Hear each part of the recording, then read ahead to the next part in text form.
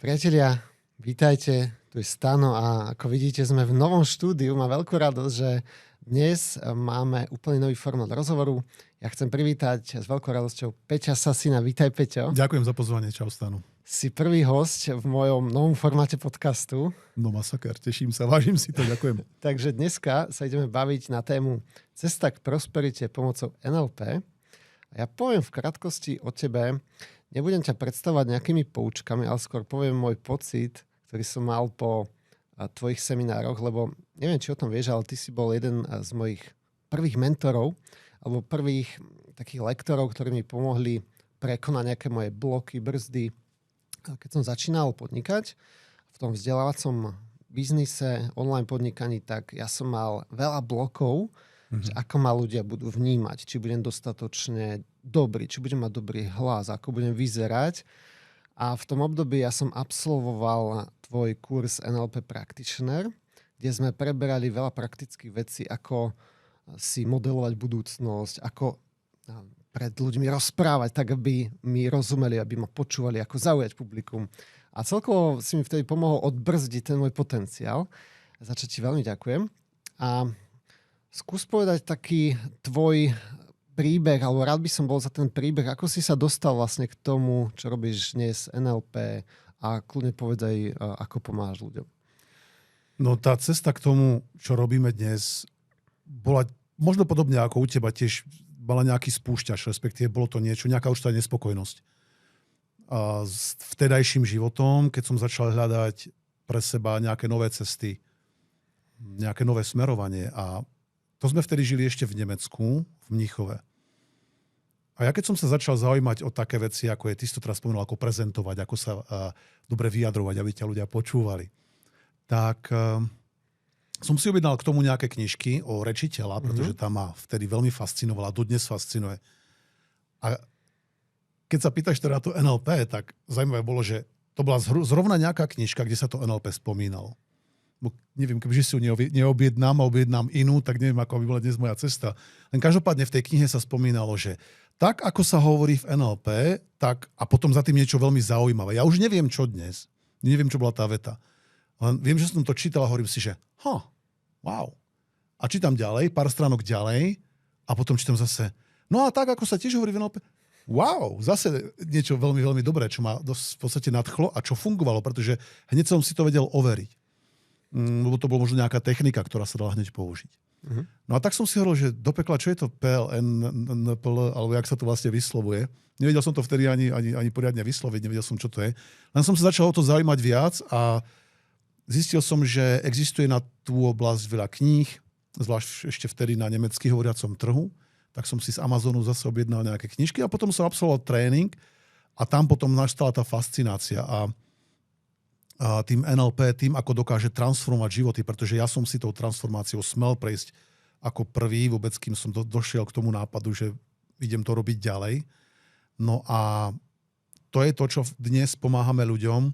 Mimochodom, tu ma ešte napadá jedna vec, keď som chodil domov z tých tréningov, ktoré som absolvoval vtedy v Nemecku, tak si pamätám, že moja partnerka, s ktorou dnes mimochodom spoluvlastním NLP Akadémiu, Ivetka, ktorá ťa tiež spolutrénovala na tom tréningu, mi potom hovorila, že ako som sa vracal deň za dňom iný, že nechápala z tej mojej premeny.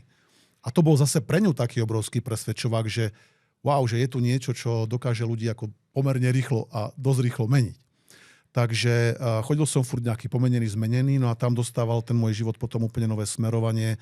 Dostal som sa práve vďaka NLP napríklad k jednému vtedy a dnes z najväčších mien v osobnom rozvoji, ktoré máme vôbec v Československu. Mnohí diváci, ty poznáš určite, poznajú a ty poznáš tiež určite Iva Tomana. A autor mnohých bestsellerov, takže tam som sa k nemu potom dostal aj cez to NLPčko. Ja dnes to vnímam tak, že som vďaka tomu, čo som sa vďaka NLP naučil, vyhral konkurs a veľmi, veľmi rýchlo, to bolo brutálna rýchlosť, asi v priebehu možno 2, 3, 4 mesiacov som sa stal z radového manažera konateľom tej firmy a šéfom pre celé Slovensko. No a tam potom si hovorím, wow, toto chcem zdieľať ďalej a chcem ísť vlastnou cestou, čo viedlo teda k tomu, že dnes pomáhame ľuďom. A ty si to vlastne povedal úplne všetko. Myslím si, že pomáhame ľuďom, či už nejaké bloky odstrániť, alebo meniť ich presvedčenia. A ty sa možno, že aj dnes porozprávame, lebo pri ceste za prosperitou sú presvedčenia masívna vec. A odstraňovanie strachov sme svedkami, kedy my sami žasneme z toho, ako rýchlo dokážeme našim klientom alebo našim účastníkom pomôcť odstrániť fóbie v priebehu pár minút. A to je jedno, aké sú heavy, aké sú hlboké, aké sú dlhé, tým myslím ako dlhoročné. Takže takýmto spôsobom pracujeme, no a pomáhame potom ľuďom sa lepšie uplatniť. Trebárs v obchode máme veľakrát ľudia nám hlásia, tí, ktorí sa venujú obchodu, ktorí sú v sales, že práve vďaka tým komunikačným technikám, ktoré tam preberáme, zdvojstrojnásobili svoje tržby, zisky a je to fascinujúce pre mňa dodnes. Super. Tá téma, ja som ju zvolil zámerne, pretože celý ten YouTube kanál mám venovaný tej téme prosperite, hojnosť, peniaze. A mňa zaujíma, ako si ty vnímal možno peniaze predtým, keď si bol v Nemecku? Asi si mal nejakú prácu? A ako vnímaš peniaze teraz? Čo pre teba znamenajú peniaze? Takže dobre, čo pre mňa znamenali peniaze predtým? Peniaze pre mňa bol hlavne nedostatok. Ja keď si pamätám, a to bolo niekde, prosím ťa, ešte v roku 98-99, ak si dobre spomínam. A to boli ešte marky. Pred eurom boli v Nemecku marky. No a ja idem po chodníku, bolo to myslím nejaké leto, alebo tesne predtým som nejak lietal na inlineových korčuliach, ma to bavilo. A potom idem po tom chodníku v tom lete. A takto mám v ruku vo vrecku a točím tam poslednú dvojmarkovku. Ale že poslednú stanu. To bol presne ten moment, že ja som tam síce mal nejakú prácu, potom som nejakú dobu prácu nemal, takže úspory asi nejak mizli.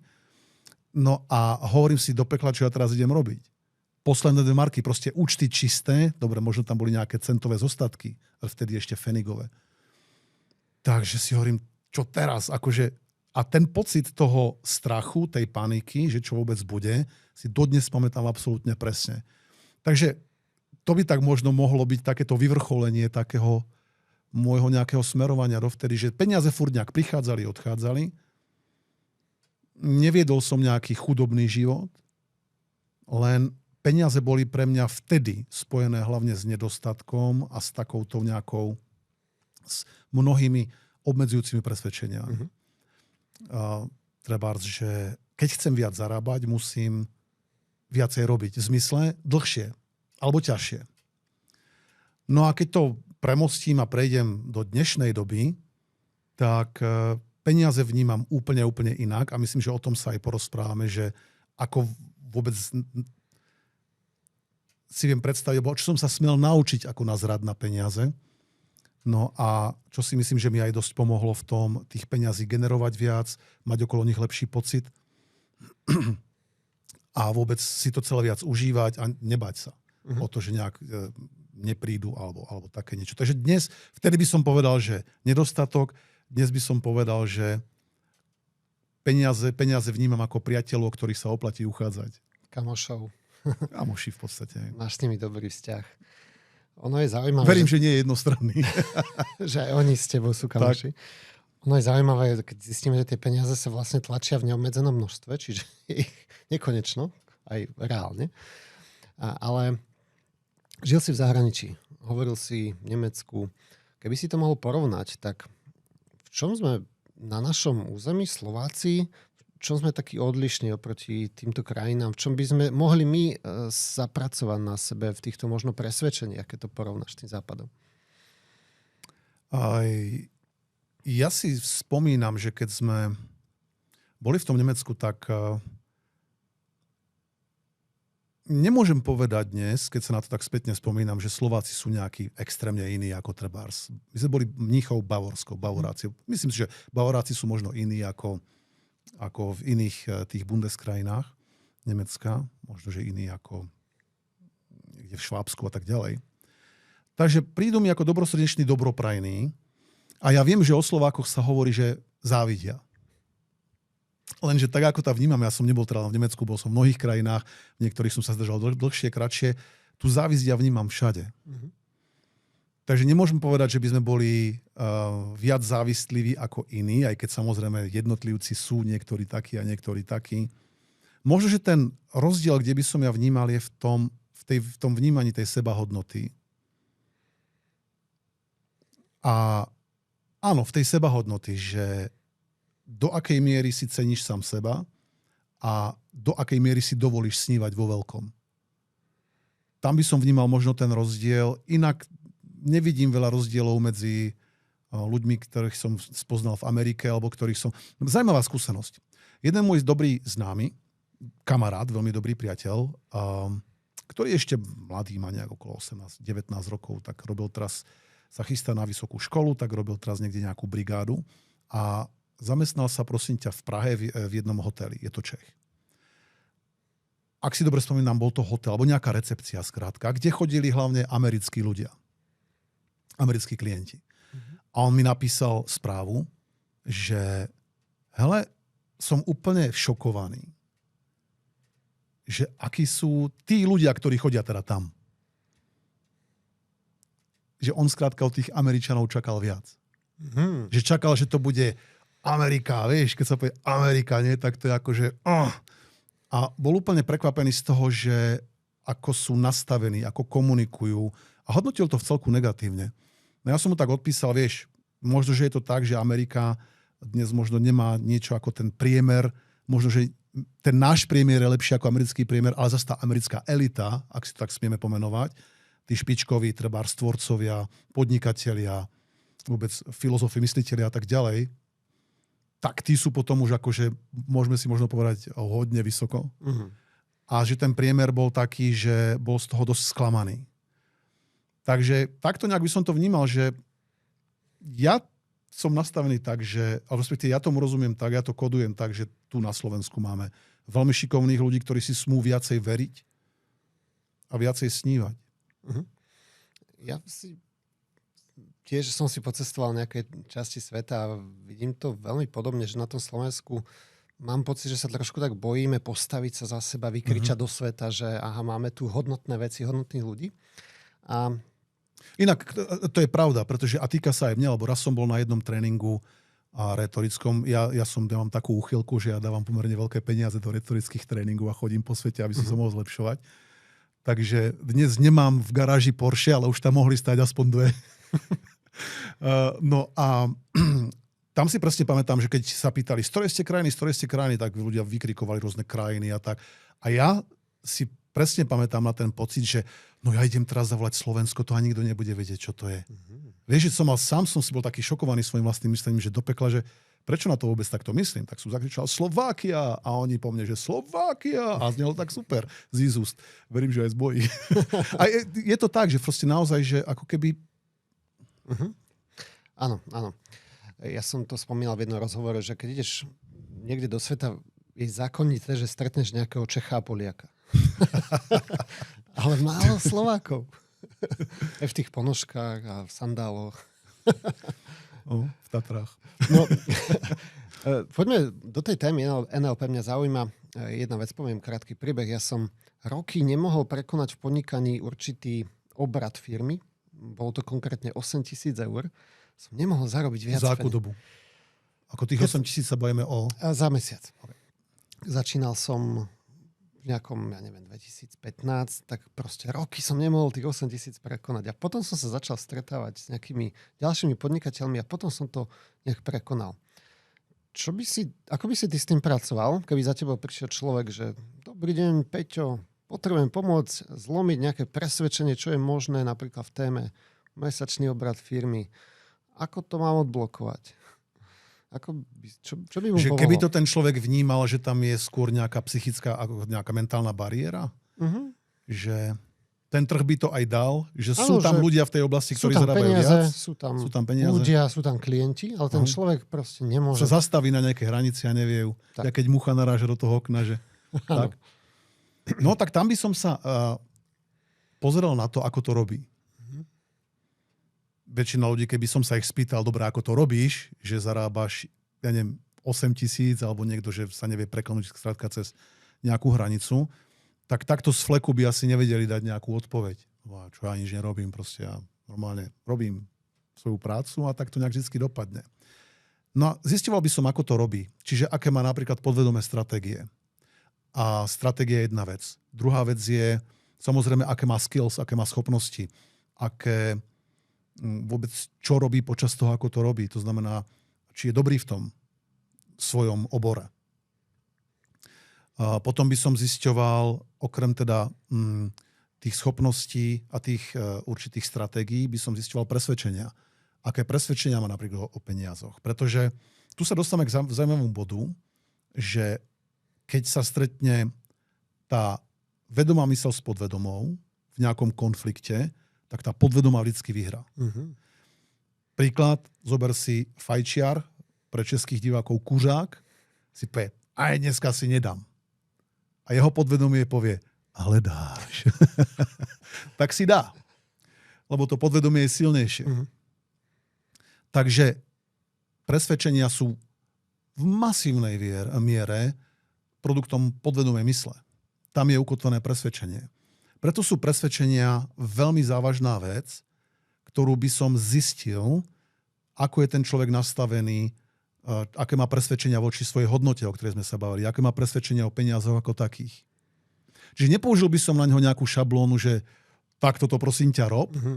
Skôr by som ja najprv zisťoval od neho a tam by som vnímal potom ten úplný veľký prínos pre toho človeka, zistiť najprv, ako to robí, že sa treba seba sabotuje, že sa nejako limituje.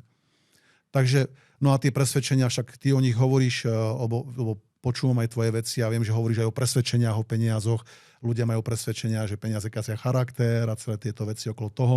Dokonca raz som videl prípad jedného podnikateľa, to nám spomínal na seminári, že jeho mama, keď on vyrastal, tak mali suseda, ktorý dostal infarkt. A odviezla ho sanitka. A on sa pýta mami, že maminka, čo sa stalo? No, že pán sused dostal infarkt. A on, že prečo? No, lebo on je podnikateľ. Holy shit. Takže tam je inštalované potom, to AB spojenie A znamená B, alebo A spôsobuje B, že A podnikateľstvo spôsobuje infarkt. Takže tam potom sa to môže zakoreniť ako veľmi silné také podhubie v tej mysli, to presvedčenie. No bacha, ak chceš podnikať, tak má to nejaké zdravotné rizika a preto mnohí si podvedome myslia, alebo podvedome veria tomu, že tie peniaze môžu spôsobovať napríklad choroby alebo nešťastie. Vieš, poznáš tie veci, že tí chudobní sú, teda tí bohatí sú všetci nešťastní a chorí, takže tomuto ľudia veria. Toto ma zaujíma, Peťo, ako vznikajú ešte tieto presvedčenia? Možno nejaký príklad, že ja neviem, mama mi povedala niečo, keď som mal 3 roky a teraz ma to ovplyvňuje celý život. Že? Áno, nemáme na to, nemôžeme si to dovoliť. Že proste niečo to dieťa chce. Ja si tiež pamätám, ja som vyrastal v prostredí, kde vznikalo veľa obmedzujúcich presvedčení o peniazoch. Samozrejme, nič z toho nebolo vedomé v zmysle, že a teraz ideme synovi uškodiť. To vôbec nie, to skôr boli... Vieš, tie presvedčenia majú totiž takú jednu zákernú funkciu alebo takú charakteristiku, že nevieme, že to je presvedčenie. Minimálne z počiatku nie. Lebo si myslíme, že takto to proste je. Ja som bol v detstve presvedčený, že keď sa trafíš holuba hocičím, neviem, touto makovičkou zlatou alebo kamienkom, hociakým, bo mi to nejaký kamarát povedal a ja som ho hneď uveril, pre mňa veľká autorita, povedal, vieš, Peťo, keď trafíš holuba hocičím, on hneď zomrie. A ja, že wow. Tak som sa snažil trafiť holuba čímkoľvek, aby som si to overil. Nedošlo k tomu. Ja som potom na to zabudol a viem, že raz som si hádzal lietajúci tanier s kamarátom. To bolo roky neskôr, to som mohol mať už možno 12-13 rokov, čiže už v podstate mladý muž. Hádžeme si lietajúci tanier a sme sa v tom zlepšovali, lebo keď niečo robíš dlhšie, zlepšuješ sa v tom. A už sme ho vedeli tak pekne švihnúť na konci, letel úplne jak žiletka, rýchle tempo, už to tak medzi nami fičalo. No a teraz, jak som ja hodil jeden z tých svižných hodov, zrazu z boku do obrazu vletí holub. Triafam ho niekde sem, pod krk, alebo na krk. Počúvaj, rozletel sa na zem, spadol na zem, rozprestreté krídla, vieš, nohy hore, epický obraz. Ja teraz tam do prachu, v takom prašné ihrisko, ja teraz na ňo pozerám, ja som ho zabil. Bo tam sa spustilo to moje presvedčenie, čímkoľvek trafíš holuba, je po ňom. Samozrejme, ten holub iba 2-krát mrkol, hodil sa na nohy, odletel. A pre mňa ten pocit stanov, ono je to blbosť, trafíš holuba, plastom kúsku, plastom, tak jasné, že odletí. Že pre mňa vtedy to bolo asi prvýkrát, čo si uvedomujem, že sa mi zrútilo presvedčenie. Že nastalo to, čo mu hovoríme tá kognitívna dizonancia. Kognitívna znamená spojená s mysľou, dizonancia je opak rezonancie, že dochádza tak ako rezonancia, keď to ladí, a dizonancia, keď to neladí, keď zrazu dostane niečo strašné. Neo, keď videl v tom filme Matrix, že jeho celý doterajší život je iba ilúzia a ten Morpheus mu to tam krásne ukázal, keď požil už tú červenú tabletku, do ktorej potom možno aj ľutoval, že išiel na chvíľku, tak tam zažíval tú kognitívnu dizonanciu. Keď hovoril, nie, to nemôže byť pravda, že celý môj život bola iba ilúzia vytvorená nejakým systémom. Tak niečo podobné ja som zažíval s tým holubom. A možno, že práve tá kognitívna dizonancia, ktorej sa mnohí tak boja, lebo si budú trvať na svojich presvedčeniach, ako keby záležalo od toho život, tak tá mi vtedy pomohla akoby prekonať to presvedčenie, lebo to je tá cesta cez tú kognitívnu dizonanciu. Prekonať to presvedčenie a zažiť kvázi ten rozpor. Takže ten holub si proste na drzovku odletel. Jemu bolo jedno, čomu verím. A ten pocit, preto sa tak trošku dlhšie zastavujem, pretože ten pocit, keď zrazu uveríš, že je to inak, ako keď ten Neo zrazu videl, že wow, všetko je úplne inak, tak ten sa mi napríklad pri peniazoch zmenil, keď som prvýkrát v tej firme, čo som spomínal pred chvíľkou, že som začal pracovať, tak keď som dostal možnosť prednášať a zarobil som nie tých klasických 1,5-2 000 eur za mesiac, zarobil som zrazu 4-násobok. Tú spomínanú osmičku, o ktorej ty si hovoril, to bol pre mňa vtedy veľký prelom, pretože ja som zistil, že ja som tú osmičku, tých asi 80% z toho som zarobil za 2 dní. Bo som prednášal v Bratislave, potom som prednášal v Prahe. Wow. A hovorím si, tak toto je... A zase tam tá kognitívna dizonancia. Takže bacha, ty nemusíš robiť viac. Ty možno smieš urobiť niečo iné, aby ten mechanizmus sa zrazu spustil. Takže tam sa mne rúcali tiež staré presvedčenia. Čiže musíme to zažiť, tú situáciu? Jedna z možností. Jedna z možností to je. Nie vždy sa samozrejme dá zažiť každému, že hele, tak zarob svoj prvý 1 000 000 za 3 dní a potom uvidíš, že to presvedčenie zmeníš. To môže byť pre niekoho nedosiahnuteľné. Takže zažitkom áno, jedna možnosť. A druhá vec je práve to, kde pre mňa funguje perfektne to NLP, že dokážeme aj pomocou toho meniť, potom s určitou technikou, s určitým rozhovorom a vieme zmeniť to presvedčenie, keď vieme v podstate zistiť tie parametre, kde sa ten človek nachádza, na základe toho, na základe čoho tomu verí, ako to interpretuje na svojich určitých úrovniach. Takže veľmi fascinujúca vec. Spomínam si teraz na tvoj seminár. Sa mi vybavujú teraz tie obrazy a spomienky, že ty si nám zakázal robiť poznámky.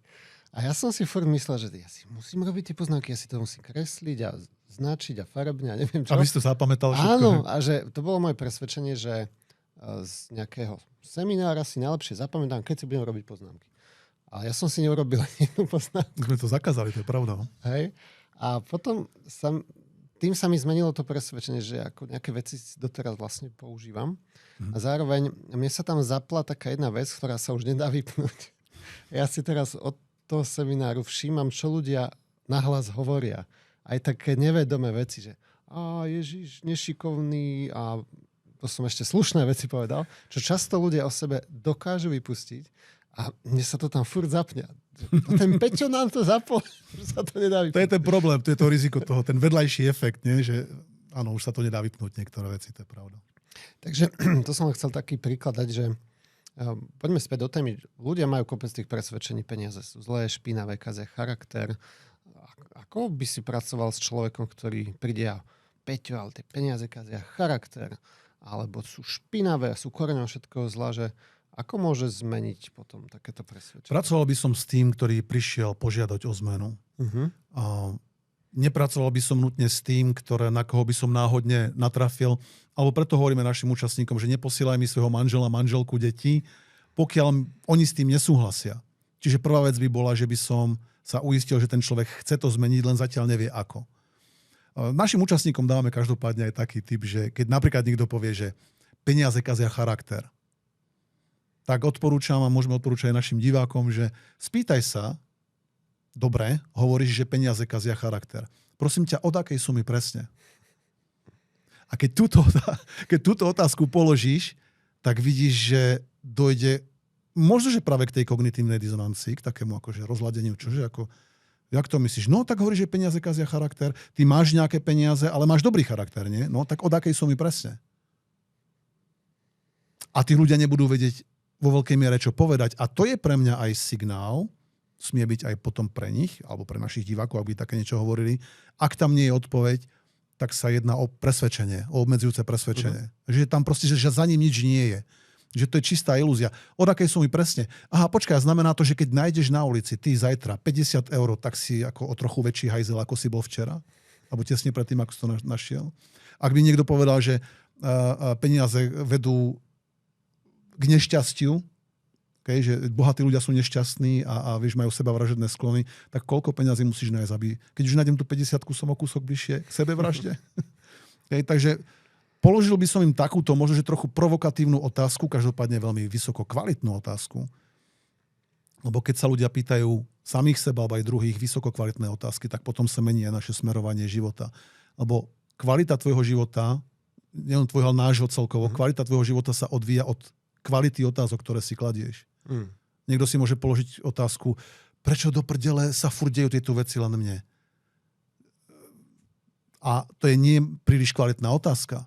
Oveľa kvalitnejšia otázka napríklad je OK, čo ja teraz môžem urobiť preto, aby? A tam dať nejaký cieľ trebárs, aby som niečo zlepšil, aby som sa mal lepšie. Čo to znamená lepšie? Podľa čoho zistím? Ďalšia super otázka je, podľa čoho zistím, že už žijem život svojich snov? Čiže ten mozog je ako taký počítač a my mu zadávame tie rôzne dopity, otázky a je dôležité klásť a zadávať mu tie správne. Počítač, čo do ňoho nahodíš, on ti bude ukazovať. Alebo môžeme povedať, že to je ako pole. Čo do ňoho zaseješ, tak to bude rásť. Budeš, vieš, ľudia tam sejú bodliaky a hovoria si, do pekla, akože tam čakám, že tu jablone výjdu a rúže a všetko, no nie, seješ jablky, bodliaky budú bodliaky. Spomínal si aj tému strachov. Veľa ľudí rieši strach z budúcnosti, čo bude, ako bude. Pozerajú rôzne správy zo sveta, čo sa deje, neustále sa boja. Je strach podľa teba naučený? Že sa ho naučíme behom toho života? Máme dva vrodené strachy. Ten prvý z nich je strach z voľného pádu. Nie z výšok, ale z voľného pádu. To je to, čo zistili u bábetiek, keď ich skúmali. Tí bábetka sa boja voľného pádu a hlasných zvukov. To sú dva vrodené strachy. Všetky ostatné sú vytrénované. Wow. Všetky ostatné sú vytrénované. A zase akýmkoľvek rôznym spôsobom. Niekto má strach z hadov, pretože bol tak vytrénovaný. Niekto má strach z pavúkov, pretože sa tak aj možno aj sám vytrénoval. A to je práve to, a tá dobrá správa pre mňa a pre ľudí, ktorí toto možno sledujú, tá skvelá správa je, keďže všetky strachy sú, drvivá väčšina z nich sú natrénované, tak potom vedia byť aj odtrénované. Že keď sme si ich dokázali natrénovať, vieme si ich aj odtrénovať. Samozrejme je dobré si položiť otázku, akým spôsobom a čo presne smiem robiť preto. Takže strach je pre mňa vo veľkej miere správanie. Strach nás nemôže prepadnúť. A to je to, čo v tom jazyku veľakrát používame. Chytila ma debka. Prepadol ma strach. Číhal tu niekde ako... Za rohom pod tým kreslom hub. Ja si pamätám, keď som bol malý, som sa bál tmy, tak keď som išiel do postele, som musel naskočiť do tej postele z metrovej diaľky, aby ma nič nechytilo. A potom si pamätám, že mňa to normálne držalo až do nejakej 18-ky, že som vošiel do izby. Že dneska už nenaskakuješ normálne do postele. Dneska už iba z pol metra. Tak to je zlepšenie. Ja si pamätám, že som vošiel do izby, kde bola tma a musel som rýchlo nájsť vypínač, lebo som bol taký nekľudný, že kde vypínač? No a to súviselo zrejme s tým, že tam bola nejaká podvedomá stratégia, že možno, že to celkom nesúviselo ani tak s tou tmou, možno s tým, čo by sa v tej tme mohlo stať. Presne ako popisuješ, skákal som z diaľky, lebo čo keď ma niečo chytilo tam za nohu. Takže možno tam bol obraz niekoho, kto to pod tou postelou je, nejakej príšery alebo niečoho podobného. Asi nejaké rozprávky sme pozerali. Ináč, ja mám 2 deti, 2 synov a občas pozerajú nejakú rozprávku a niekedy som sa až ja zlakol a teraz si predstavím, že keď to sleduje nejaký 6-ročný chlapček, tak čo to z toho mozgu spôsobuje, lebo ten mozog funguje ináč, keď sme asi mali, že to podvedomie asi nasáva ináč tie informácie, nie ako keď sme už dospeli. Deti sú v tom stave toho tranzu, alebo určitého tranzu, čomu hovoríme v NLP, trans, rozumej, zmenený, alebo stav zmeneného vedomia. Stav zmeneného vedomia. alebo zmenený stav vedomia. A to je ten stav, kedy sa extrémne rýchlo učíme. Preto mnohí majú napríklad to presvedčenie, že čím som starší, tým horšie sa učím. Ten mozog už má vlastne všetko vytvorené, ja už tam neviem nič nové vytvoriť, starého psa novým kúskom nenaučíš a tieto veci. A ja zistujem viac a viac, a nie je to z mojej hlavy, je to skrátka tým, ako rozumiem, ako používame NLP, že vo veľkej miere je to práve vecou presvedčení, že sa niekto pomalšie učí v staršom veku a emočných stavov, do ktorých sa dokáže dostávať. Deti sú extrémne zvedavé. Čo im hovoríme? Kto je zvedavý, bude skoro starý. A od určitého veku si povieš, tak ja už nechcem byť moc starý, radšej nebudem zvedavý. A preto zvedavosť je brutálne užitočný emočný stav, v ktorom vieš robiť úplné zázraky, alebo keď si hovoril o tom prezentovaní na verejnosti, alebo hovorení takto na kameru, veľa ľudí má z toho trému. Ja som mal v minulosti brutálnu trému. Lebo som mal presne taký ten, že čo ja teraz poviem, aby to zaznelo dobre, aby všetkým z toho spadli trenky a sánky a všetky tie veci. Až kým som zistil, že oveľa užitočnejší stav ako tento mindfucking. A víš, akí sú naši poslucháči dobrí v angličtine, rozumejú. Ako toto znásilňovanie mysle je osvojiť si napríklad návyk cítiť sa zvedavý pri prezentovaní. Čo sa stane? Ako zaberie toto? Ako zareagujú na toto, keď to poviem? Brať to viac ako hru. A ja myslím, že pri peniazoch a pri prosperite je to veľmi, veľmi podobná vec. Veľa ľudí napríklad, keď sa bavíme, už sme tak trošku našli do tej témy toho strachu a tým pádom podvedomých stratégií, veľa ľudí sa bojí zmeny životného štýlu. Paradoxne nie, že neúspejú, paradoxne, že úspejú. Lebo keď si zober, že ak máme niekoho, kto pohŕda bohatými ľuďmi, kto ich neznáša, alebo si myslí, že sú zákerní, zlomyselní a podobne, ty vole, ja budem jeden z nich. No tak to jasné, že to podvedomie ho nepustí. Bo ešte raz, keď sa stretne vedomá s podvedomou v konflikte, podvedomá vyhra. A to je presne to, keď niekto zarába tú určitú sumu, cez ktorú sa nevie dostať, napríklad na konci toho mesiaca, tak to môže veľmi silne súvisieť s tým presvedčením. Lebo to podvedomie si povie, hele, tak ja nechcem, aby dostal ten človek, ten môj majiteľ, hej, tá osoba, ten infarkt. Ja nechcem, aby bol zákerák alebo hajzel. Tak už spravím veci tak, že on vynechá ten jeden telefonátik a už tam nezavolá a už si povie, že vlastne už mu to aj stačí a pošlem na neho toho sviňopsa, o ktorom ja tak občas hovorím. A toho vnútorného sviňopsa, vieš, taký ten chlácholivý hlas. Ale veď už si oddychni. Už máš dosť. Už stačilo. Zapni si ten seriál. Pustí si seriál. Iba na chvíľku, veď potom... takže fascinujúce veci, ktoré sa odohrávajú a veľa ľudí má práve strach z toho, že ty brďo, ja keď uspejem, čo potom? Boja sa viac úspechu ako neúspechu. Myslím si, že vo veľkej miere to môžeme takto povedať. Spomínaš si teraz na nejaké príbehy, zaujímavé príbehy tvojich klientov, kde urobili výraznú zmenu v krátkom čase aj vďaka tým technikám, s ktorými ty pracuješ? Tak napadá mi príklad jedného klienta, ktorý sa pohybuje vo financiách, ktorý mi napadol tak spontánne, keď sa pýtaš túto otázku. A videli sme sa fakt po nejakom krátkom čase, možno nejaké 2-3 mesiace, pol roka, možno po tom practitioneri pri nejakej príležitosti. Tiež u nás absolvoval tento seminár, ktorý trvá 12 dní u nás. A je to hlboko transformačný seminár, kde práve meníme tie presvedčenia, kde meníme stratégie, kde si ľudia osvojujú tie komunikačné veci a vlastnosti a schopnosti, aby mohli ešte lepšie vplývať na ľudí. A povedal Peťo, totálna pecka. Je to nadnárodná sieť, v ktorej pracuje ako team leader. Povedal, my sme strojnásobili obraty. Lebo to, čo som sa naučil u teba, som naučil môj tím a úplná pecka. Niekedy sa nám stáva dokonca ešte aj to, ale to nevieme garantovať, lebo to záleží od ľudí, takže to ľuďom ani nesľubujeme. Len ja to občas tak spomeniem, lebo to je zaujímavý prípad.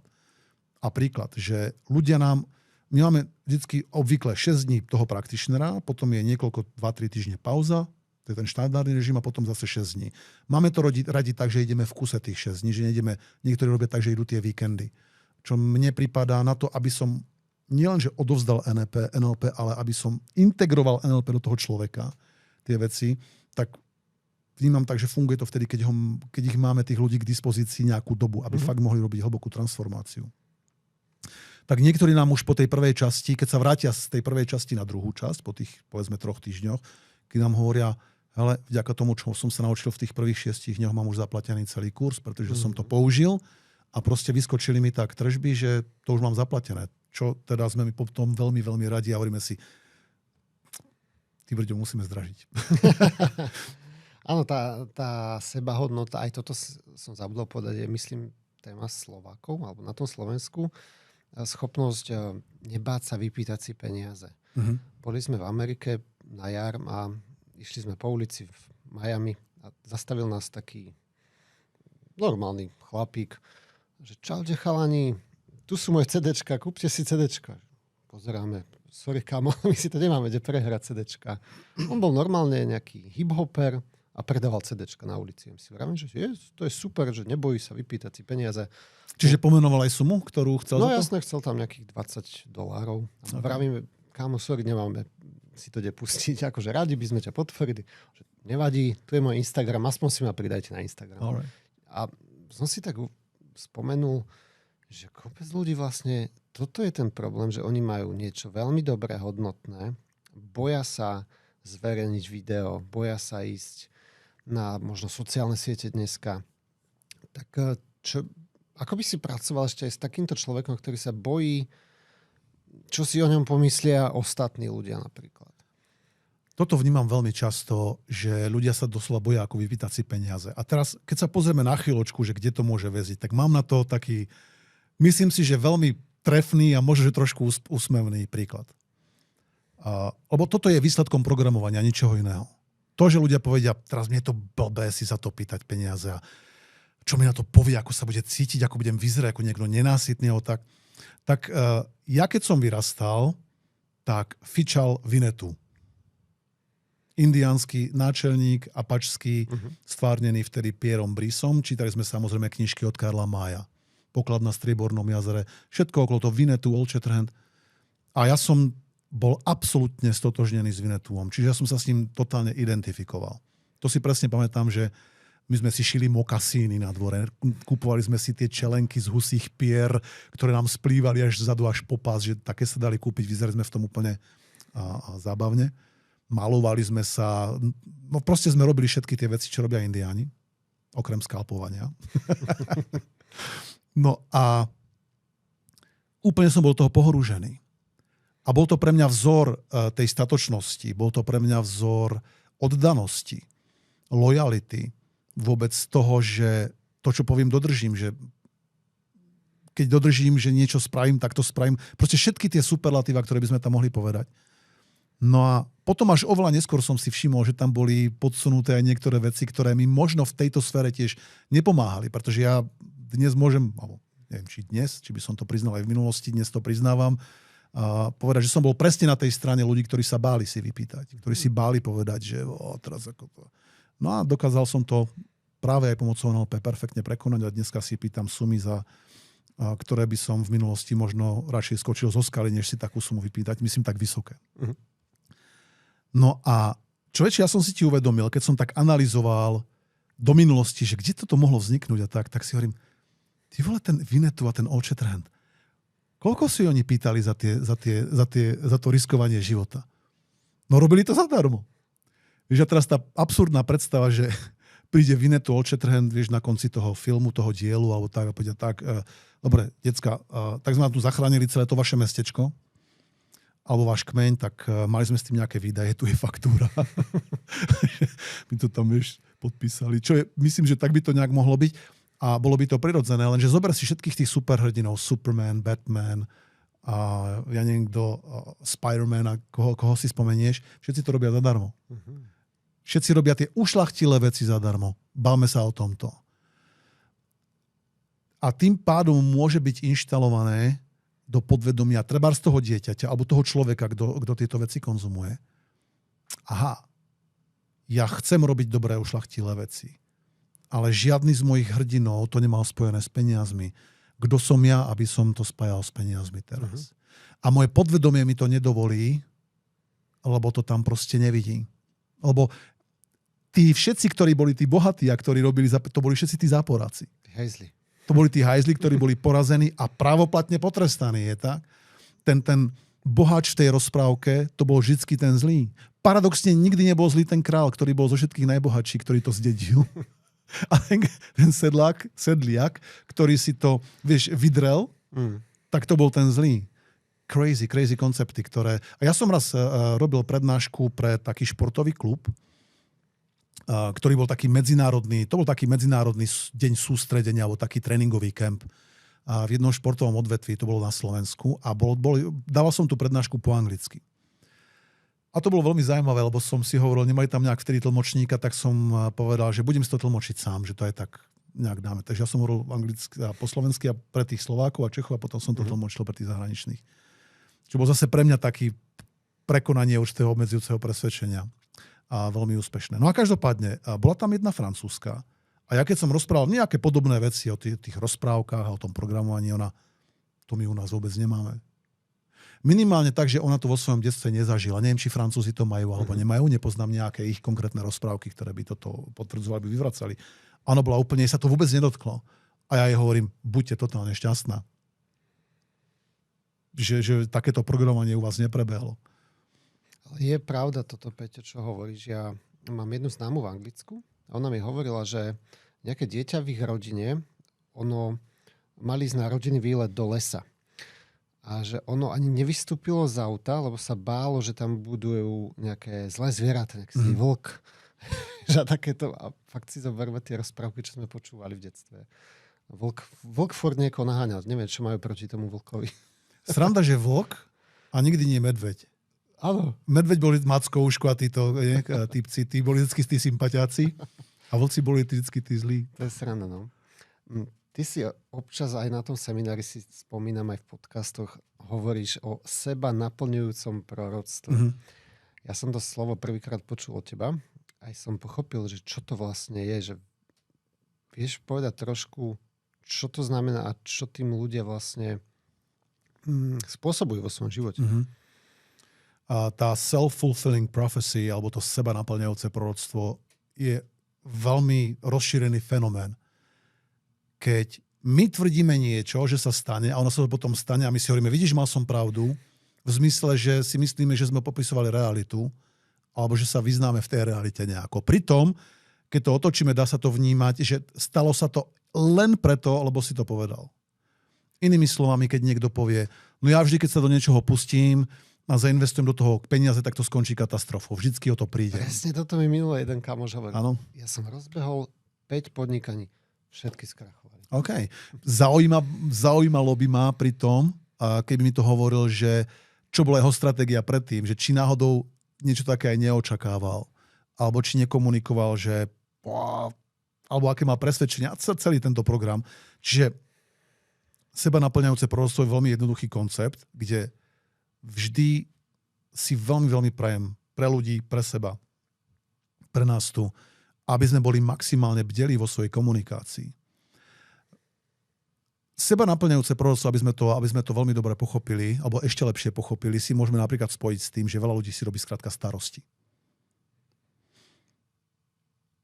A keď si robia starosti, tak si myslia, že iba zvažujú určité aspekty toho, ako sa to môže vyvinúť. Mm-hmm. Hej, si robím starosti, že presne o tie peniaze prídem, alebo robím si starosti, že sa znemožním, alebo si robím starosti, že ma odmietnú a tak ďalej, tak ďalej. A berú to mnohí ľudia tak, že to je len nejaké myslenie, ktoré hneď vyprchá niekam. Málo kto si uvedomuje, že dá sa na to pozrieť aj tak, že tí, ktorí si robia starosti, si tými starostiami plánujú budúcnosť.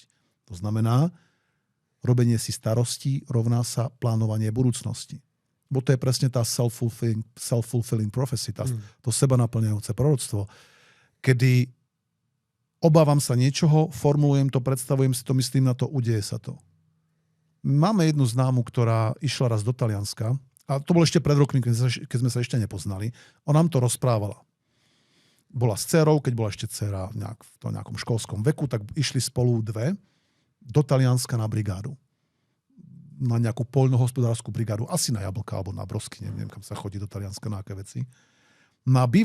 Bola u veštice. A čo ma v tom Taliansku bude teda čakať? No a tá veštica jej povedali, že v tom Taliansku ju okradnú. A ona, že tak dobre, tak to je škoda. No a išli tam a bývali v takej veľkej telocvični. Celý ten personál, alebo tí ľudia, ktorí tam boli zamestnaní, ktorí tam pracovali, si doniesli asi so sebou nejaké karimatky, alebo tak nejak si to predstavujem. A bolo ich tam proste možno niekoľko desiatok. A tam v tej telocvični, v tej ubikácii proste niečo ukradli. Teraz otázka je, ukradli to preto, lebo to bolo nevyhnutné, alebo je to ukradli preto, lebo si vytvorila to presvedčenie a to nastavenie, a to ja neviem, to si len kladiem tú otázku, že uverila tomu, že bude okradnutá a je podvedomie už potom nachystalo veci tak, okolnosti nejak, že nechalo kúsok peňaženky omylom vykúkať, aby si to niekto tam všimol. To neviem. Len každopádne veľký pozor si dávam a radím to aj mojim klientom, si dávaj pozor na to, ako uvažuješ o svojej budúcnosti. Či uvažuješ v prehrách alebo vo výhrách. Lebo ešte raz, tá myseľ je ako pole. Čo do nej zaseješ, to ti dá. Jemu je to jedno. Ako počítaš, ktorému je jedno, aký software ty do neho nahráš. On ti proste dá, čo mu do neho nahráš. A tá myseľ takisto. No ja som presvedčený o tom, že, alebo jedno z mojich presvedčení je, že keď sa bavíme o sile podvedomia a bavíme sa vôbec celkovo o metafore vesmíru, myslím, smerujem trošku k zákonu príťažlivosti, tak si myslím, že sa bavíme o tej istej veci. Jeden z mojich veľkých mentorov, možno môj najväčší mentor, práve Richard Bandler, ktoré sme sa učili NLP, je to jeden z tých dvoch spoluzakladateľov neurolingvistického programovania, čo je skratka pre NLP, tak on vyjadril veľmi zaujímavú myšlienku, na ktorú som rozmýšľal a dáva mi zmysel, keď povedal, alebo si položil otázku, čo keď sa bavíme o Bohu, vesmíre a podvedomí, bavíme sa o tom istom. A to je prípadne fascinujúca úvaha a ja si dnes myslím, že asi sa bavíme o tom istom. A preto osobne si dávam brutálny pozor na to, keď idem do nejakej akcie, do hociakej interakcie, keď proste niečo plánujem, aby som to vždy plánoval ako víťazný akt. To znamená, že plánujem všetko, že vždy dopadne dobre. Aj tento náš podcast, tento náš rozhovor som si naplánoval, že bude dobrý, v zmysle, že to dopadne dobre. To, či to dopadne dobre alebo nie, ohodnotia samozrejme diváci. Len ten môj zámer nebol tam, Ježiš, ja teraz tam prídem a jak budem vyzerať. Presne, čo si spomenul ty na začiatku, všetky tie pochybnosti. To som robil možno niekedy v minulosti. Dnes, lebo pozri sa, dám to na ďalšom príklade. Rozhovor s jedným olympijským víťazom. A takýchto víťazov by sme mohli nájsť naozaj obrovské množstvo. Čo si predstavujete, keď idete predtým, než idete na zápas? Alebo čo ste si predstavovali na preteky? Teraz hovorím o jednom bežcovi. A ten britský bežec, ktorý beháva 800 a získal olympijské zlato, beloch, čo je ako v behoch zriedkavé, tak hovorí, že ja si nikdy nepredstavujem, že dobieham posledný, ani tretí, ani druhý. Vždy, a to si vytvoril návyk, vždy si predstavujem, že dobieham ako prvý.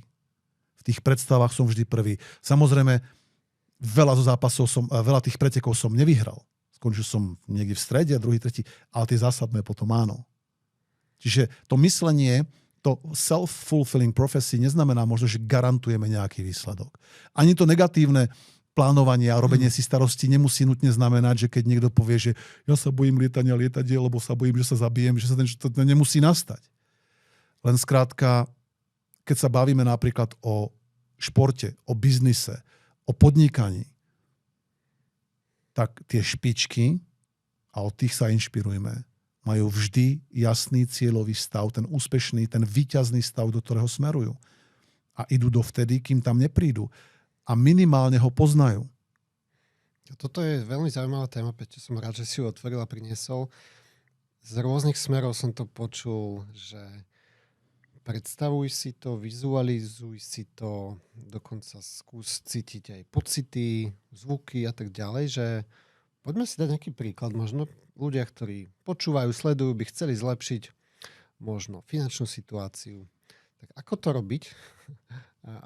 Čo by mohli robiť možno pred spaním alebo každý deň, aby dosiahli ten stav, o ktorom si hovoril, že aby boli tí víťazi.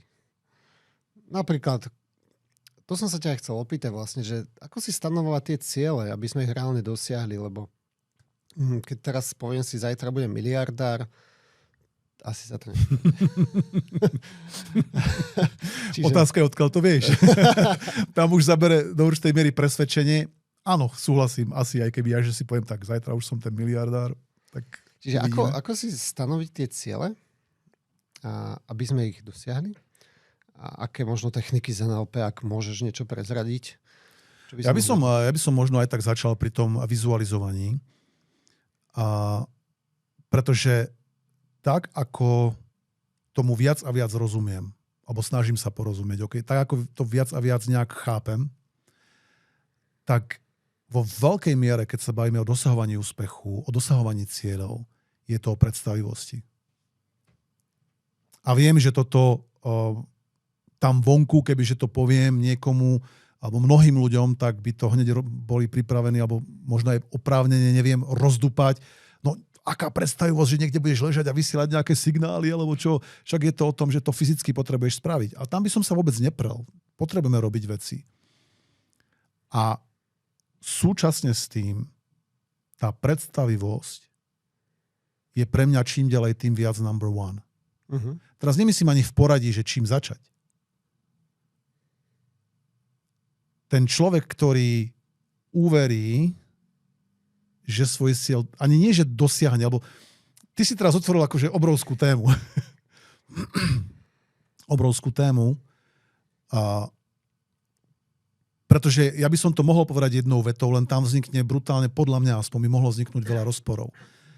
Pri tej predstavosti a pri dosahovaní cieľov, a vôbec poďme sa zastaviť na chvíľku pri formulovaní cieľov, a pri tom pocite, ktorý ty si naznačil, že ako sa pri tom cítiš, tam je podstatné mať ten pocit, že už je. Uh-huh.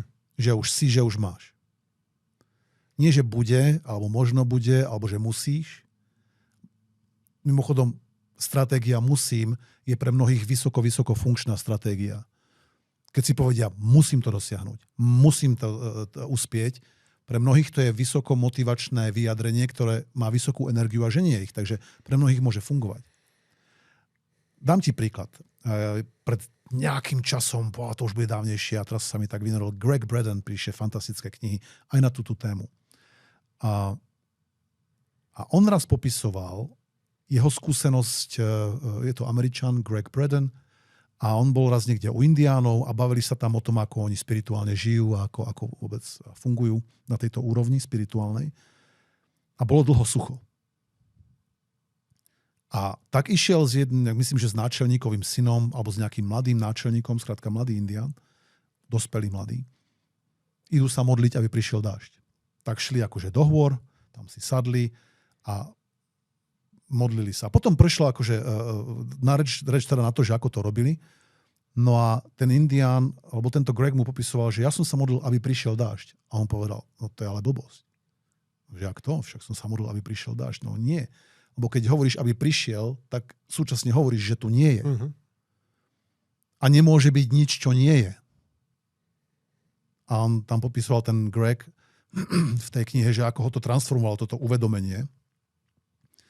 Lebo ten Indián to popisoval tak, že keď my sa modlíme za to, aby prišiel dážď, my nehovoríme, aby prišiel, pretože tým pádom ukazujeme, že nie je a nemôže nastať niečo, čo nie je. A skôr to robíme to tak, že si sadneme a predstavujeme si, že sedí, prší na náš dážď, počujeme ho, ako na nás prší.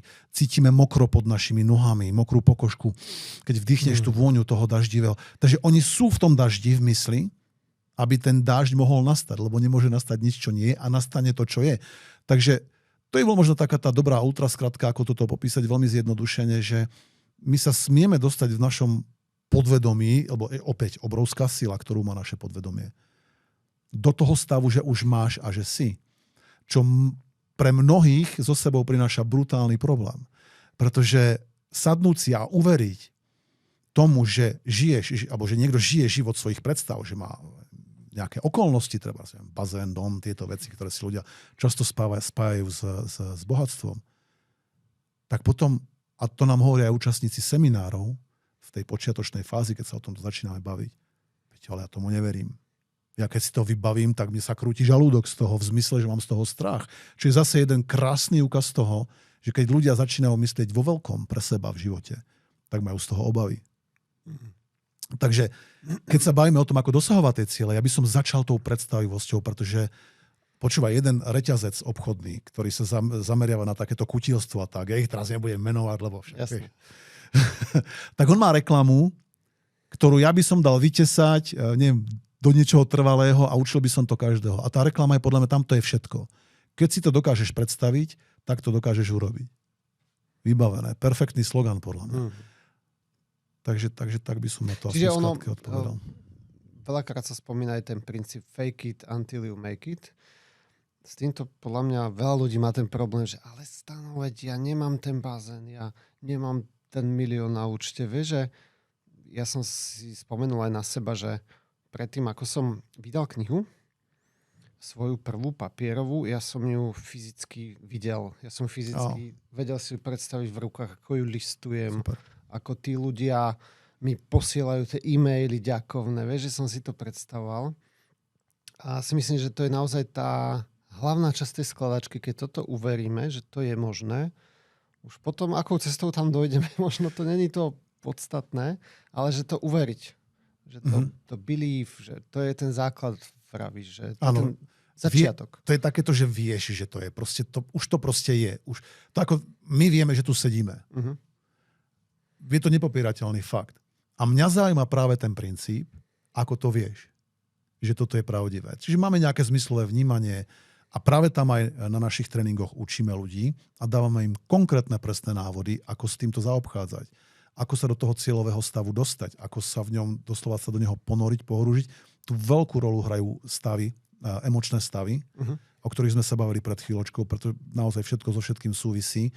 Že čím viac sa dokážeš dostávať do určitých emočných stavov, napríklad do uvoľnenia, a to uvoľnenie je veľakrát tá cesta, čo zase niekto, kto je možno na ten high performance, na ten vysoký výkon, zase bude hovoriť, ale neviem, čo s týmto mám robiť, ako tomu mám rozumieť, tak ten uvoľnený, tá uvoľnená myseľ, ten uvoľnený stav s tým zámerom, že jasne vieš, čo chceš, tak potom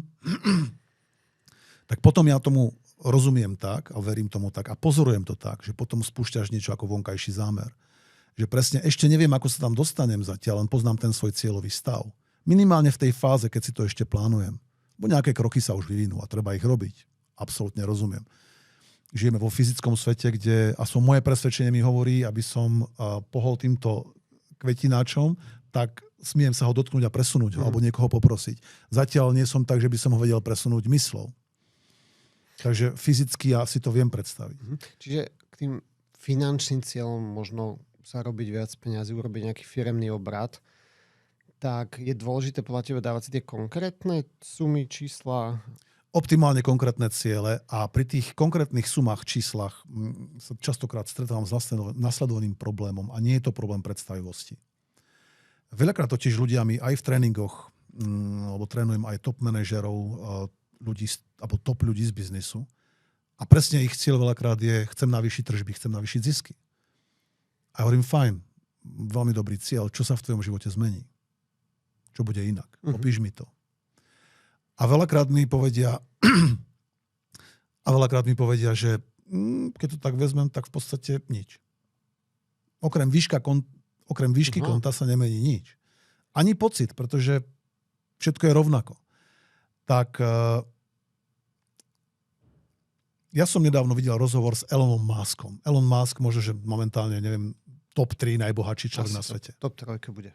OK. Dohodíme sa na top 5, nech sme trvácni. Zaujímavá vec, ktorú on povedal, je, že peniaze vníma ako databázu. Lebo dostal tú otázku, že čo sú pre teba, Elon, peniaze? A on povedal, pre mňa sú peniaze databáza. A to sú, vieš, keď počujem takéto niečo, tak ja hneď mám také obrovské uši, že povedz mi viac, lebo to ma zaujíma. Akože spozorniem. On hovorí, že peniaze sú databáza. A keď som nad tým rozmýšľal, že ako to myslí, tak on to aj popisuje, že keď si sám na ostrove niekde, na opustenom ostrove, môžu mať pri sebe 2 miliardy eur. Nič ti to neprinesie. Nič. Tie peniaze sú v tú chvíľu bezcenné. Potreboval by si proste niekoho, kto zdieľa s tebou nejakú podobnú myšlienku o koncepte zvanom peniaze, aby ste sa dokázali s tým nejak vysporiadať. Optimálne možno, že väčšie množstvo ľudí, ktorí by si dokázal peniaze motivovať, aby pre teba niečo urobili. Čiže on vníma peniaze ako také neznamenajú nič. Sú len určitá databáza, ktorá v podstate zapisuje alebo oznamuje, čo kto vlastní, komu čo patrí. Koľko z tej databázy akoby máš ty. Alebo koľko od teba odchádza, prichádza. Dá význam? Čiže tým pádom možno, že dávanie si kvázi akoby finančných cieľov, nehovorím, že nemá význam, pretože má. Pretože tak rastú firmy, tak sa menia životy. Ten iný extrém by bol, kebyže mne niekto povie, Peťo, ja chcem zarábať viac peňazí, alebo chcem mať viac peňazí, tak ja pre ten prípad, teraz nemám, ale obvykle mám, vytiahnem euro z vrecka alebo nejakú drobnú mincu a poviem, tu máš vybavené, čo je tvoj ďalší cieľ? Počkaj, jak vybavené? Ja chcem viac peňazí. To však máš, ti pribudlo euro. Nájdeš na ulici cent, máš viac peňazí. Čiže v takom prípade by som povedal, koľko presne a ako pravidelne. Je zaujímavé, že mimochodom, keď sa bavíme o peniazoch, tak ľudia berú, dobre, už vieme, že Elon to berie ako databázu a možno práve preto dokázal kúpiť Twitter, prerobiť ho na X a keď sa ho pýtali, či nelutuje ten nápad, tú kúpu, alebo neviem, ako sa vyvinula medzi tým hodnota, počul som hlasy, že šla medzi tým dole. Aj keď je to dnes, myslím, že jedna z najsťahovanejších aplikácií v Apple obchode. A on to nejak, myslím, že jeho výrok bol taký, že toto on momentálne nesleduje, že nemá to pre neho takú hodnotu, ten vývoj tej hodnoty tej firmy, že on to urobil preto, že on nekúpoval tú firmu, on kúpoval slobodu slova, niečo v tomto zmysle povedal. Okay, takže zase s peniazmi si spávame určité hodnoty. Takže čo bude v tvojom živote inak? To by som si položil tú otázku. Dobre, chceš navýšiť svoje peniaze? O koľko presne? Lebo tam je potom tá predstava konkrétna. A čo si za to dovolíš, aký štandard? Ako sa zmení tvoj život, ako bude vyzerať. A možno, že práve tým by som aj začal, pretože vieš, veľa ľudí, mal som jedného klienta, ktorý povedal, ja musím mať na účte 20 miliónov eur. Okay. A pýtam sa ho, že OK, a prečo? No potom budem môcť toto. Aha, a keby to bolo 10, nie 20. A je to zaujímavý príklad toho, že vieš, veľakrát totiž sa stáva to, že my si myslíme, koľko veľa ten určitý životný štandard stojí. A pritom zistíš, že možno stojí 10, možno 1/3, možno, že úplne len zlomok toho, čo si myslel. Že to, kde on chce mať 20 miliónov, aby mohol žiť určitý štandard, by možno stačilo, neviem, 200 000. On teraz ako fabulujem, chápeš? Len preto pre mňa skôr má väčšiu hodnotu, aspoň možno, že na začiatku nejako, si dávať, že ako sa zmení môj životný štýl, čo budem robiť, ako vyzerá môj život, čo tam počujem, cítim, s kým sa stretávam. Vieš, lebo máš kopec ľudí, ktorí dosahujú napríklad svoje finančné ciele. Teraz ma napadá, myslím, že to bol Robbie Williams, spevák britský, ktorý jednu dobu patril medzi tých naozaj bohatých, pretože sa mu extrémne darilo. A aj tak mal depresie.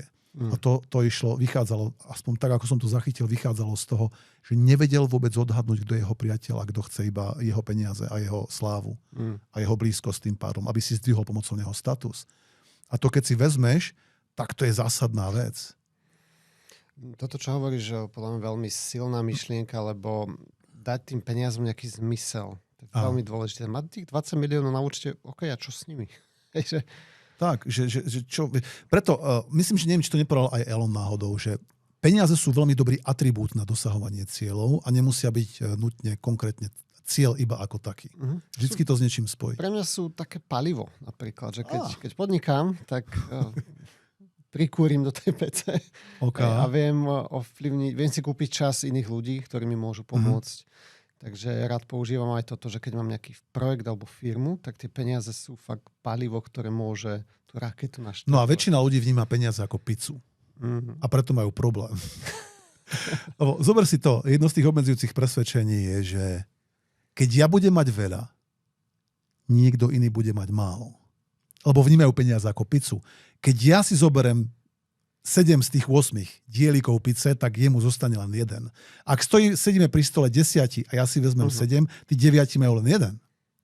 Pri pici to platí. No, jasne.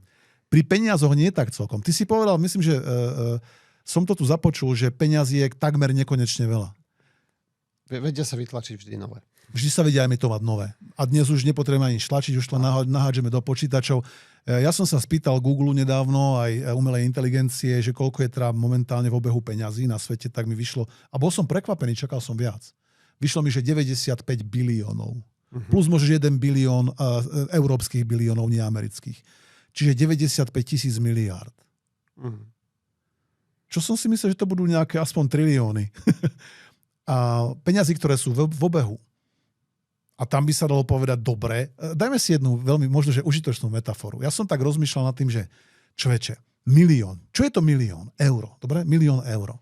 A ľudia veľakrát povedia milión eur a nevedia si to možno ani predstaviť. Tak poďme si dať možno také cvičenie na predstavivosť, že koľko je milión a možno koľko je miliarda a možno koľko je to celé, koľko peňazí existuje na svete, aby sme mali aj nejaký obraz. A možno, že nám to pomôže aj v tom, keď to urobíme takéto mini cvičenie, také predstavivostné, že potom vedieť si pýtať aj viac, alebo vedieť si pred seba predstaviť viac. Keď zoberieš 500 eurovky, tak niekde som sa dočítal, že jedna 500 eurovka má 0,1 mm ako tĺšťku, hrúbku. Tak 1 milión, prosím ťa, je 20 cm. Okay. Ja som raz videl taký vtip, mi niekto rozprával, že vieš, prečo muži parkujú lepšie ako ženy? Lebo muži veria tomu, že toto je 20 cm. Takže dajme tomu, že toto je nejakých 20, dobre? Okay. To je milión. Vieš, koľko je miliarda? 200 metrov. Miliarda je 200 metrov. To už je mrakodrap. To už je 70 poschodí necelých. To je rozdiel medzi miliónom a miliardou. A ja keď som si to takto predstavoval, to je brutál, lebo ja som si vždy predstavoval, milión je veľa a miliarda je tiež veľa, o trochu viac. Tak nejak som to zhruba vnímal. Ale 20 cm versus 200 metrov, to už je celkom dobrý záhul. A keď sa ťa opýtam, ja som teraz sa dočítal, že tých 95 biliónov, tak vieš, koľko je celkovo peňazí, keď ich naukladáš na seba, nie ako takto, že za sebou, ale na seba, tak mi vyšlo, prosím ťa, že 18 000 kilometrov. To je 2-krát priemer Zeme. Ťažko predstaviť. 18 000 kilometrov. Lietadlá lietajú v 10 kilometroch. Komerčné linky. 180 krát viac, ak to dobre počítam. Keď ich naukladáš na seba. No a teraz. Koľko je to ten milión? 20 centimetrov? Are you fucking kidding me? To si robíš kozy. Lebo zober si, že keď niekto by povedal, no ale ja keď budem mať teraz veľa, tak niekomu bude chýbať. Naozaj si myslíš, že z tých 18 000 kilometrov bude tých 20 centimetrov tvojich niekomu chýbať? Ja podľa mňa viem, kde to vzniklo. Keď tá mama kričala, keď nebudeš zjesť, tak tie deti v Afrike budú hľadovať. Toto je iná vidierka, čo? To je iné vydieranie. Ja som to počúval, ja neviem, či od babky, či od koho. Ale ja som raz, no od babky je to najhoršie vždycky, presvedčiť babku, ty kokos. Ja som počul práve, že tie vtipy o Chuckovi Norrisovi poznáš, nie, že existujú. Tak ja som počul, že Chuck Norris dokázal presvedčiť svoju babku, že nie je hladný, kamarát. To je veľmi ťažké. To je brutál, to je nemožné. No, čiže ja som minule tiež počul jedno cvičenie, ja som ho dal aj do mojej knihy Novej mapa k bohatstvu, že predstav si, že každý deň ti príde na účet 30 000 eur. Musíš ich minúť, lebo keď ich nemížnieš, tak zmiznú. A na nový deň ti prídu ďalšie. No a tí ľudia kúpili si auto, dom, dovolenku. No čo potom? No a po chvíli zistia, že oni normálne nevedia premýšľať, čo by s tými peniazmi robili. A to si zober, že 30 000 nie je zase tak veľa peniazí v dnešnej dobe. Áno. Takže naša myseľ je veľmi limitovaná v tomto. Keď len s takými malými peniazmi nevieme, čo máme robiť, ako ich chceme reálne potom zarobiť, získať, investovať. Takže to nadväzuje aj možno na tie vizualizácie. A to súvisí možno aj s tým, čo sme sa bavili pred chvíľočkou, že ľudia si myslia, že potrebujú oveľa viac peňazí, ako by možno, že by možno aj stačilo, chápeš? Že majú predstavu, že na to, aby som viedol určitý život, potrebujem oveľa viac. Ale skutočne bežný človek nepotrebuje až tak miliónov. Lebo potom si myslím, že už prichádza k niečomu inému. Potom už, keď už sa dostaneš do určitej fázy, že fakt to chodí a to je realita. Toto, čo si povedal ty, nie je nič nemožné. Toto reálne ľudia zažívajú. Zažívame to aj my v určitej forme. A možno trošku menšej. A tam už si myslím, že potom smú nastúpiť myšlienky, dobre, akú zodpovednosť zo sebou prinášajú peniaze. To znamená, ako zmením svet pomocou toho, že prosperujem. Tak. Že už to nie je o tom honobení a hrabaní, je to skôr o tom, ako dávať naspäť, ako meniť ten svet. Veľmi rýchlo naplníš si tie tvoje akože potreby nenaplnené, ale presne tá dôležitá otázka je, že ako začnem budovať niečo zmysluplné pre ostatných. Existuje jeden výskum, ktorý myslím, že je dosť známy. A meralo sa, že myslím, že to robili v Amerike. Merali, koľko peňazí človek potrebuje, alebo kedy sa už prestane meniť ten pocit šťastia alebo nejakého uspokojenia od akej sumy. Vyšla im brutálne nízka suma. 20 000 mesačne. Keď zarába niekto, alebo keď zarábaš 20 000 mesačne, tak je už len malý rozdiel, keď zarábaš 2 milióny mesačne. Ten pocit je viac menej rovnaký.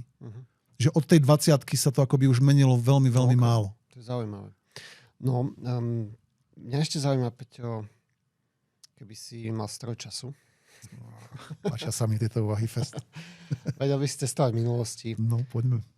Vnímaš, že to, čo si zažil v živote, či by si tam niečo vôbec zmenil v tej minulosti? Keby si mohol povedať svojmu 20-ročnému Peťovi, toto rob, toto nerob, či by si vôbec niečo menil? Bolo by to pokušenie obrovské a tam vždycky mne nabiehne ten film efekt motýlych krídel. Butterfly efekt. Kedy pri jednej návšteve v minulosti, kde išli loviť toho dinosaura, tak proste nič nemente, ten dinosaur by aj tak o chvíľku zomrel a tým, že ho zastrelíme, nič nemeníme. Žiadne časové kontinuum nebude porušené. Tak ho zastrelia, len pri jednej výprave sa stane, že jeden chlapík tam zašlapne motýla práve. A keď sa vrátia do prítomnosti, tak je všetko rozmlátené. Všetko je úplne totálne inak. Takže by som mal obrovský rešpekt asi z tohto tam niečo meniť. A ja som nad tým rozmýšľal, ako asi aj mnoho ľudí, že mnoho z nás rozmýšľalo určite, že ty brďo, kebyže mám tu možnosť ísť do minulosti, do budúcnosti niečo zmeniť. A ja som pre seba tak dostal, a niekedy dostal moju otázku, vrátil by si sa do nejakého času? Asi nie. Asi by som možno nechcel nič meniť. Aj keď dnes vidím, že ja som s nejakou to mojou obrodou, s tou mojou premenou začal niekde možno okolo nejakých 27-28 rokoch. A celé to odštartoval ešte predtým NLP jeden týpek, ktorý sa ma spýtal, čo by si chcel robiť, kebyže si vyberieš hocičo. A ja, že hocičo?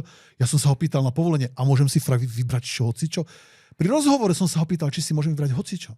Chápeš, jak sme niekedy nastavení? To povolenie k snívaniu. Neuveriteľné. A on povedal, áno, vyber si, čo chceš. A tak som rozmýšľal, nikto mi predtým tú otázku nepoložil, počúvaj. Čo by si robil, keby si mohol vybrať hocičo? Wow. Tak som si bral, ja by som bral hokej. Tak som si bral hokej.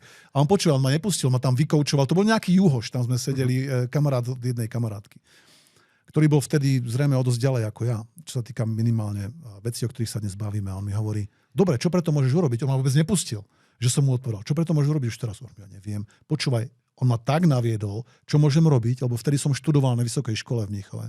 On ma naviedol, že ako študent máš nárok na tieto a tieto veci. Tam robia asi 300 športov na tej univerzite LMU.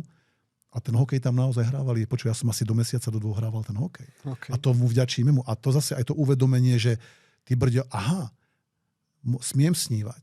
Smiem sa akože k tomu dostať a približovať. Takže nemenil by som nič, aj keď ja dnes vidím, že tí mladí ľudia, mnohí dnes, akí sú nadúpaní, aké majú našlapnuté. Keď vidím 17, chodia nám aj takí účastníci, 17-roční. Najmladší bol doteraz na practitioneri so súhlasom rodičov, to si vždy vyžiadame tesne pred 15-kou. Počúvaj, tí ľudia, keď sa na nich pozrieš dnes, to je brutál. Takže kebyže chcem čítovať, kebyže chcem podvádzať, poviem, ja by som chcel tieto veci poznať už keď som mal 12 rokov. Aj tak by som to nebral a nemenil by som nič, pretože si myslím dve veci. Prvá je, že všetky veci sa nám dejú pre nejaký dôvod a naša cesta je pre nejaký dôvod. Nič sa nám nedieje zbytočné a sme to my, ktorí sa smieme na tom kontinú nejak posúvať. A druhá vec je, že ľudia častokrát rozmýšľajú nad tým, ako by zmenili minulosť. A toto je naozaj veľký fenomén. Prečo som, vieš, ak si poznáš Miazgovcov, prečo som si nezobrala pištu Hufnagela? Taký kreslený seriál maďarský bežal pred x rokmi, možno už dnes naši mladší poslucháči aj nepoznajú. Skrátka, ľutovať rozhodnutie nejaké minulé, alebo keby som niečo urobil inak, ja som skôr zastancom toho, začni plánovať svoju budúcnosť namiesto možno snahy meniť svoju minulosť, lebo to je to jediné, čo niekam vedie. Čo sa týka minulosti, už nemáme na ňu vplyv okrem jednej veci a to, ako ju interpretujeme. Presne tak. Ja úplne súhlasím, že radšej sa sústrediť na to, čo môžem konkrétne zmeniť v tej budúcnosti. Tak. Ale predsa ostanem trošku ešte pri tejto otázke. Počúva ma aj veľa mladých ľudí. Mm-hmm. Takže keby si mohol povedať jednu finančnú radu pre mladých, tak čo by to bolo? Nie som finančný expert, som skôr akože nastavení mentálne. Poviem financie z hľadiska mentálneho. Mm-hmm. Prestaň sa rozptýlovať. Mm-hmm. Prestaň zasierať svoj mozog sračkami. Poviem to takto natvrdo. Ja mám jedného známeho ešte z Mníchova. On už vtedy bol euromilionár, veľmi úspešný človek. A on mi povedal, Peter, ľudia by mohli mať vrecia peňazí, keby sa nerozptýlovali sračkami. Takto mi to povedal. A ja si hovorím, že wow, zaujímavé. A aj tak si myslím, že tú takú plnú hodnotu, tak ako to vnímam teraz, som zistil až po rokoch toho, čo mi vôbec povedal. No tam som dostal radu za 1 000 000. Že ten tip by bol zvlášť pre mladých, asi pre všetkých a pre mladých zvlášť. Prestaň sa rozptýlovať zástupnými úlohami. Prestaň sa rozptýlovať na veciach, ktoré ti nič neprinesú do života. Sfokusuj sa na to, čo je tvoj cieľ. A tomu daj tú energiu. Uh-huh. Čo krmíš energiou, to rastie. Na čo kladieš ty tvoj fokus, to narastá. Prečo sociálne médiá valia toľko peňazí do tých algoritmov, ktoré majú jedinú úlohu udržať ťa tam? To je jediná úloha algoritmov, je tak? Chcú tvoj fokus. Prečo? Lebo vedia, že tvoj fokus má hodnotu miliónov. Ja tomu hovorím, náš fokus je náš miliónový vnútorný zdroj. Oni tú hodnotu tvojej pozornosti poznajú. By som povedal tomu mladému človeku. Každému človeku. Oni ju poznajú. Preto investujú, zhodneme sa na tom, že sú to aspoň stovky miliónov. Veľké peniaze. Možno, že to ešte podceňujeme. Algoritmus je tam asi všetko. Čiže veľké peniaze. Prečo? Aby ťa tam udržali. Prečo? Lebo poznajú hodnotu tvojho fokusu. Lebo vedia, že keď dostanú tie tzv. Eyeballs, tú pozornosť, tie oči, tak budú profitovať. Lebo kto vlastní tvoj fokus, ten profituje. Je jednoduché pravidlo. A ja by som si prijal pre mladých ľudí vlastne ty svoj fokus, lebo ty budeš potom profitovať. Obrovská misia, privlastni si späť svoj fokus. Super. Toto je dôležitá myšlienka. A poďme do takého záveru. Sa pýtam každého hostia túto otázku. Čo bola tvoja najlepšia investícia pod 10 000 eur? Alebo čo pokladáš za veľmi dobrú investíciu? Vzdelanie. Vzdelanie do seba, investovanie do seba. Ja som hovoril, koľko investujem do tých seminárov. Ročne dávam cirka nejakých zhruba tých 30 000 ročne do svojho vzdelania. Momentálne. Takže keď si zoberiem napríklad aj pod 10 000 eur, určite to boli NLP tréningy. Nedá sa vyčísliť dnes pre mňa, akú to má hodnotu. A to nehovorím preto, že to robím ako NLP tréner. Ono sa to začalo veľmi rýchlo vracať, už keď som nabiehal na tú kariéru. Pritom ja som nikdy nepracoval v kancelárskom prostredí alebo v biznise. Vždycky som bol v niečom inom. Okay, takže určite to vzdelanie do seba. Neviem si vybaviť nič iné, čo by to mohlo byť momentálne. Ďalšia ešte taká otázka je jedna kniha, ktorá zmenila tvoj život. Ich bolo strašne veľa. Prvá, ktorá ťa napadla. Asi to bolo Bohatý táta, chudý táta. Bohatý otec, chudobný otec. A musím pochváliť aj toho Iva Tomana, lebo to nebola kniha, to bolo CDčko. A to mi raz otec takto dal také na čierno vypálené, že toto si vypočuje. Čo to je? Jeden chlapčisko z Ostravy. Aký chlapčisko z Ostravy ma zaujíma. Som nevedel. A som si to vypočul. A to bol pre mňa takisto taký masívny kvantový skok, ktorý spôsobil príval ďalších otázok. Okay. Takže tieto dve veci, myslím, že to CDčko sa volalo Pozitívne myšlenie není pro každého. To bolo ono. Známe. Peťo, kde ťa ľudia môžu stretnúť, kde si môžu niečo zaujímavé od teba vypočuť, prihlásiť sa niekde, čo aktuálne chystáš, kde ťa nájdú? Takže určite na Instagrame, Facebooku, najnovšie aj na TikToku pod mojím menom Peter Sasín. No a úplne najlepšie by bolo, samozrejme potom na našich stránkach nlpakademia.sk, akadémia s káčkom a po slovensky písané. A takisto, ak ich táto téma zaujala. Môžem im dať nejaký darček našim divákom? Samozrejme, budeme OK, tak by som vďační. veľmi rád vám dal, priatelia, darček. A síce, rozmýšľal som, že ako ešte ľuďom niečo dať naviac. Lebo si myslím, že mimochodom, keď sa bavíme o peniazoch, vždycky to, čo ma naučili moji mentori a takí, ktorí naozaj si myslím, že vedia, o čom hovoria, tak hovoria o tzv. Over delivery. To znamená, že keď dodávaš, tak akoby prežeň to s tým, koľko dodáš. Vždycky akoby daj niečo naviac. A preto som aj rozmýšľal, čo by mohlo byť to dnešné over delivery, takéto pridanie naviac, tak som si rozmyslel, že pre tých, čo vydržali do konca a uvidia túto časť a možno prečítajú s tým pádom aj popisok, tak by som rád daroval tréning, videotréning, ktorý môžu si zdarma pozrieť. A tým pádom, keď to aj urobia takto, tak zostaneme spolu aj v kontakte. Takže občas im pošlem nejakú správu, aký seminár robíme, alebo niečo hodnotné, alebo nejaký e-book, lebo takto komunikujeme s našou databázou. Takže pripravil som skvelý tréning, ktorý je k téme, kde sme sa dnes bavili a nahliada na rozdiel medzi chudobnou a bohatou myslou. Okay. A postavíme sa v podstate spolu s divákmi do hlavy chudobného aj bohatého človeka. Väčšinou sa postavíme do hlavy bohatého, ale na tom, že keď sa postavíme aj sem, tak uvidíme ešte lepšie ten rozdiel a tam zdieľam 5 veľmi, veľmi dôležitých princípov a rozdielov medzi chudobným a bohatým nastavením mysle. Takže tam, keď na petersasin.com bohatá pomočka mysel, asi to... Dáme to dole do popisu. Super, ďakujem. Takže ďakujem veľmi pekne, Peťo, za takýto darček, to som nečakal. A ak chceš ešte na záver možno nejaké myšlienky, slova, je ten priestor teraz.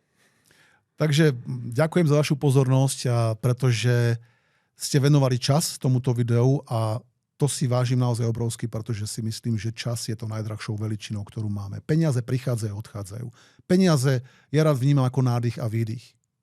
Nadýchnem sa, prišli, vydýchnem a viem, že znova sa nadýchnem. Peniaze nie sú problém, peniaze dáš a prídu ti. Čas nie. Čas je ten, ktorý sa už nevráti. Preto ten možno taký záverečný tip alebo záverečné zamyslenie je vždy si brutálne vyhodnoť, čomu a komu chceš venovať svoj čas, pretože ten je už nevratný.